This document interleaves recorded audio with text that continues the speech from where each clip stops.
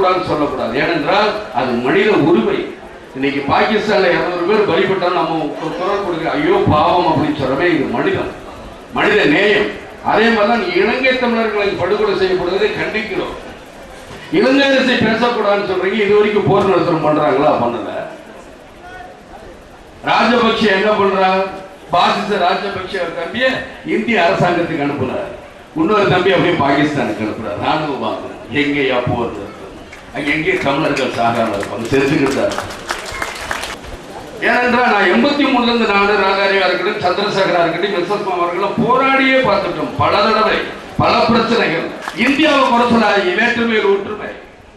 நாம இங்க எல்லாரும் ஒன்னா நடத்துறோம். அங்கே சிங்களவர்கள் தமிழர்கள் வர நடத்துறாங்க. அது உண்மையா? விமான தாக்குதல் நடத்துறாங்க, அது தப்பு. எந்த ஒரு ராணுவத்திலும் விமான தாக்குதல் இருக்கக்கூடாது. இன்னைக்கு ஒரு சின்ன போராட்டம் இருக்குன்னு வைங்க, இந்த போராட்டத்தில் ஏதோ காவல்துறை கல்ல விட்டு இருந்தா அவன் ஓடி போயிடுவான். கூட்டத்தில் இருக்குன்னா சுட்டு சாவாங்க. அது மாதிரிதான் இலங்கை தமிழர் யாரும் நான் குண்டு போடுறேன்னு சொல்லி போற போக்கில் குண்டு போட்டுப்போம், அந்த இடத்துல விழுகாது. எத்தனையோ அப்பாவை தமிழர்கள் சாவாங்க. இதற்கு உதாரணம் காஷ்மீர் நம்ம போய் பிடிக்கிறதுக்காக போறோம். ஆனால் இதுவரைக்கும் இந்திய அரசாங்கம் விமான தாக்குதல் நடத்தலையே. அதுதான் மனிதாபிமானம் அடிப்படைங்கிறது. அந்த மனிதாபிமான அடிப்படை அங்க இலங்கை அதிபர் ராஜபக்ஷ கடைபிடிக்கிறதுங்கிறதா என்னுடைய ஆதங்கம். சரி, இன்னைக்கு நீங்க உணவும் உடைகளும் அனுப்புறீங்க, மருந்து எதற்காக? அங்குள்ள தமிழர்கள் காயப்படக்கூடாதுங்கிறதுக்கு தான். ரைட். இனிமேல் இன்னமும் காயப்பட்டு கொண்டிருக்கிறார்களே, அதற்கு என்ன தீர்வு? சரி, இதற்கு என்ன ஒரு தீர்வு? போராட்டம் பண்ணிட்டோம்.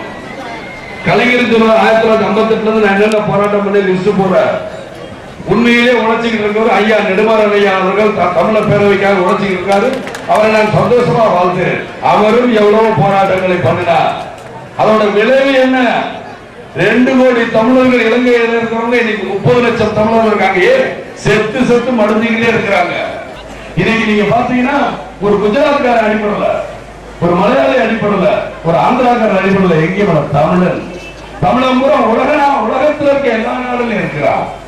ஆனா தமிழன் பூரா என்ன நினைப்பா? உலகத்துல எல்லா நாடும் இருக்கும். நம்மளுக்கு புகலிடம் இல்ல. நம்மளுடைய வீடு எது? தமிழ்நாடு. இந்த தமிழ்நாடு மக்கள் என்னைக்கா நம்ம பார்த்து பொருள் கொடுக்க மாட்டாங்க, ஏங்கிட்டு இருக்கிறாங்க. அந்த ஏக்கத்துக்கு நீங்க இதுவரைக்கும் சொன்னீங்க, சொல்ல மாட்டேங்கிறீங்க. இன்னைக்கு நியாயமா பார்த்தா ஒரு சண்டைன்னு போட்டா வால், அதாவது கத்தி இருக்கு. அந்த கத்திங்கிறது யார் என்றால் சிங்கள ராணுவம் தான் கத்தி வச்சிருக்கு. அதை தடுப்பதற்கு எடுத்திருக்க கேடயை தான் விடுதலை புலிகள். யார் முதல்ல கீழே போடணும்? கேடயத்தை கீழே போடணுமா, கத்தியை கீழே போடணுமா? நீங்களே சொல்லுங்க மக்களே. கத்தியை கீழே போட்டா கேடயத்தை வச்சு என்ன பண்ண போறான்? கேடயத்தை கீழே போட்டு போறான். ஆனா இவனை கேடயம் வச்சிருக்க, நீ முதல்ல வந்து கீழே போனா கத்தி வச்சிருக்க சும்மா இருப்பான். இதைத்தான் சொல்றேன், வேண்டாம் தடுக்க. ஆக நீங்க 2 பேரும் சொல்லி கேட்கல. இப்ப நீங்க சொல்றீங்க இந்தியா சொல்லி கேட்கல. யார் தலையிடணும்?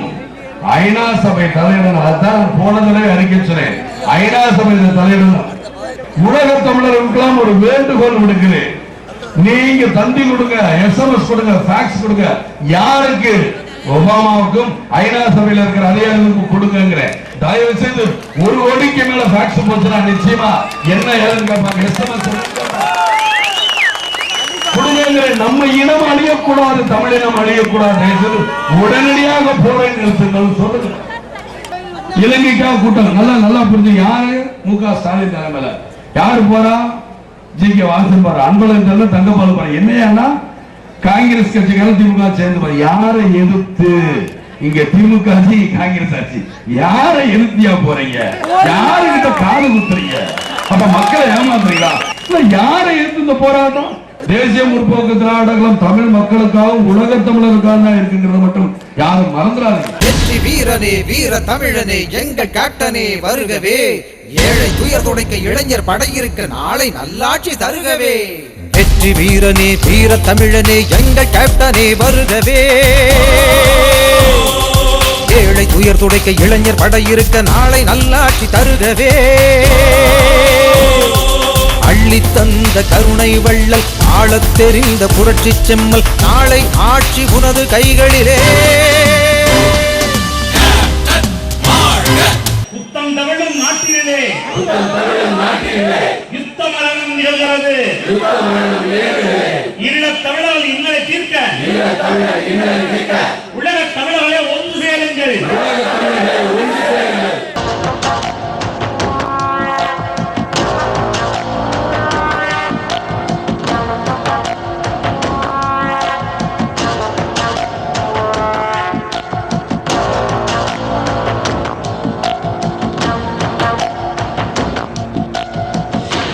மண்டபம் கேம்புக்கு போனேன். நான் வெறுங்கையை வீசிக்கிட்டு போக விரும்பல. அன்னைக்கு எல்லாரும் ஒரு வேட்டி சேலை 2 கிலோ அரிசி ஒரு பிரெட் பாக்கெட் எல்லாம் கொடுத்துட்டு தான் அந்த இளைஞர் தமிழை பார்க்கணும். சாதாரண சட்டக்கல்லூரியில் நடந்த சண்டையை நிறுத்த முடியல. நேற்று நடந்த கோர்ட்ல நடந்த சண்டையை நிறுத்த முடியல. இளைஞர் தமிழ் சண்டை இளைஞர் தமிழ் சண்டை நிறுத்த மாட்டாங்க. 25 வருஷமா இந்த போராட்டம் நடக்குது. 25 வருஷமாக இதற்கு விடிவு காலம் ஏற்பட்டுச்சா? அப்ப இப்போ உடனே ஓடுறீங்க. நான் ஐநா சபை துறமுறை கூட்டு ஐநா சபைக்கு ஓடுறாரு. எல்லாரையும் கூட்டு மந்திரி போங்க போங்க போங்க. ஆனா ராஜபக்சே சொல்றார், நான் தமிழர்களை நன்றாக பார்ப்பேன், நீங்க எல்லோரும் ஒற்றுமையாக இருங்கள். யார் சொல்றா? ஓனாய் சொல்லுது ஆட்டுக்குட்டியில பார்த்து நீங்க எல்லாம் ஒற்றுமையா இருங்க. எங்க ஒற்றுமை கிடைக்கும்? ஓனா எல்லாத்தையும் கடிச்சு சாப்பிட்டா வயிற்றுக்குள்ள இருக்கு பாருங்க, அதுக்குள்ளதான் ஒற்றுமை. கறியெல்லாம் ஒண்ணு சொல்லாத ஒற்றுமை. உலகத்துல அதிகமா இருக்கிறவன் தமிழன் தான், மாத்திரம் மறந்துடாதீங்க. எங்க தொட்டாலும் தமிழினம். ஆக தமிழனுக்கு புகலிடம் வந்து தமிழ்நாடு தான் புகலிடம். அவன் எந்த ஊர்ல இருந்தாலும் தமிழ்நாடு நம்மளுக்கு ஒரு கேளை இருக்கு, பாதுகாப்பு இருக்குன்னு தான் நினைச்சிருக்கிறான். நீங்க இங்க அரசியல ஓட்டு வாங்குறதுக்காக இது பண்றதுக்காக ஆளாளுக்கு இது பண்றீங்க. உண்மையான சுதந்திரம் தமிழர்களுக்கு வாங்கி கொடுக்க யாராவது முன்னின்றீங்களா? ஒன்னும் செய்ய முடியலங்கிறக்கா நீங்க இருக்கீங்க. எதற்காக இந்தியா சண்டை? எதற்காக நீங்க முதலமைச்சர்? ஏன் உங்ககிட்ட நாங்க கட்சி ஏன் சட்டசபையில 3 தடவை தீர்மானம் போட்டீங்க? இதெல்லாம் ஏமாத்து. அதைத்தான் நெருக்கிறேன். ஏமாத்து வேலை இருந்துட்டு கூட்டணி கட்சிக்குள்ள இருப்பாங்க, எல்லா வேலையும் பண்றாங்க. ஆனால் உண்மையான உணர்வோட பண்ணுங்க தான் நான் கேட்கிறேன். இந்த தமிழனுக்கு நீங்க எல்லாரும் போராடுங்க. பின்னாடி விஜயகாந்த் நிச்சயமாக பாகிஸ்தான்ல இருந்து வந்தவங்க பாம்பேல சண்டை நடந்துச்சு. அந்த சண்டையை கடைசி வரைக்கும் ஒத்துக்கல.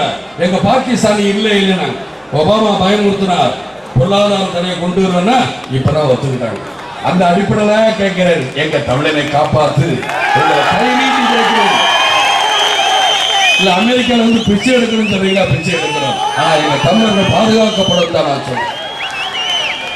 அந்த இனம் அழியுது. அதே மாதிரி ஒரு செக் பாயிண்ட் வைங்களே. அதாவது ஆம்பளை பிள்ளைகள் இருக்கக்கூடாது. திரும்ப மீண்டும் போராளிகள் யாராவது உதயமாயிருவாங்க, ஆம்பளை பிள்ளைகளை சுட்டு கொண்டுட்டு இருக்காங்க. இதுக்கு பிறாயா நீங்க வந்து தீவிரவாதிகள் அழிக்கணும்னு சொல்றது? ராஜபக்ச சொல்ற தீவிரவாதிகளை ஒழிக்கணும். நீங்க எது தீவிரவாதம்? எல்லா கட்சியும் கொண்டு கேட்கிறேன். பாராளுமன்றத்தில் குரல் கொடுக்குறாங்க. திமுக குரல் கொடுத்துச்சா? உட்காந்துக்கிட்டு கொடுக்கல. எந்த கட்சியும் கொடுக்க மாட்டேங்க. அங்குள்ள தமிழர்களுக்கு என்ன கொண்டு குவிக்கிறாங்க தமிழர்களை. ஏன் அங்குள்ள கருவுல இருக்கிற ஆண் குழந்தை சொல்றாங்க, அதை கேட்க ஆள். அதை யாரு தட்டி கேட்கணும்? இந்திய அரசாங்கம் தட்டி கேட்கணும். இந்திய அரசாங்கம் தட்டி கேட்குதா? ஒரு கர்ப்பிணி பெண்ணை வயிற்றுக்குள்ள குழந்தை இருக்கும்போது சுட்டு கொண்டுட்டாங்க. ஏனென்றால் இலங்கையில வந்து ஆண் வர்க்கமே இருக்கக்கூடாதுன்னு நினைச்சு கொள்றாங்க. அந்த இந்திய அரசாங்கத்தை உருவாக்குறது யார்? நீங்க தான் மக்களே. நீங்க தான் எம்பி. டெல்லி தேர்தல் பாராளுமன்ற எம்பிக்கு ஓட்டு போறீங்களே, பாவம் போயிட்டு போற அவங்க தானே. இங்க என்ன பண்ண போறாங்க? நம்ம அவங்களுக்கு குத்துவோம். குத்திராதீங்க, உங்க தலையெழுத்து மாறிடும்.